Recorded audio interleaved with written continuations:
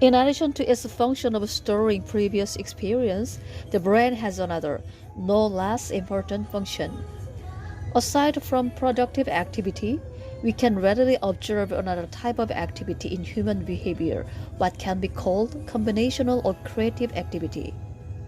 When, in my imagination, I draw myself a mental picture of, let us say, the future life of humanity under socialism, or a picture of life in distant past and the struggle of prehistoric man, in both cases, I am doing more than producing the impressions I once happened to experience.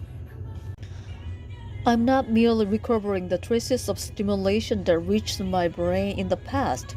I never actually saw this remote past or this future.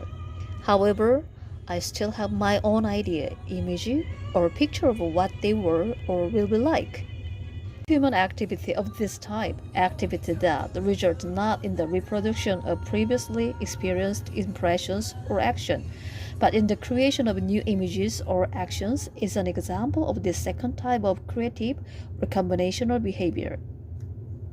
The brain is not only the organ that stores and retrieves our previous experience, it is also the organ that combines and creatively reworks elements of this past experience and uses them to generate new propositions and new behavior. If human activity were limited to reproduction of the old, then the human being would be a creature oriented only to the past and would only be able to adapt to the future to the extent that it reproduced the past.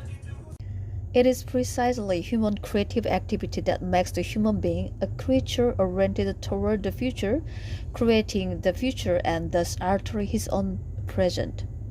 This creative activity, based on the ability of our brain to combine elements, is called imagination or fantasy in psychology. In this sense, absolutely everything around us that was created by the hand of man, the entire world of human culture as distinct from the world of nature, all this is the product of human imagination and of creation based on this imagination.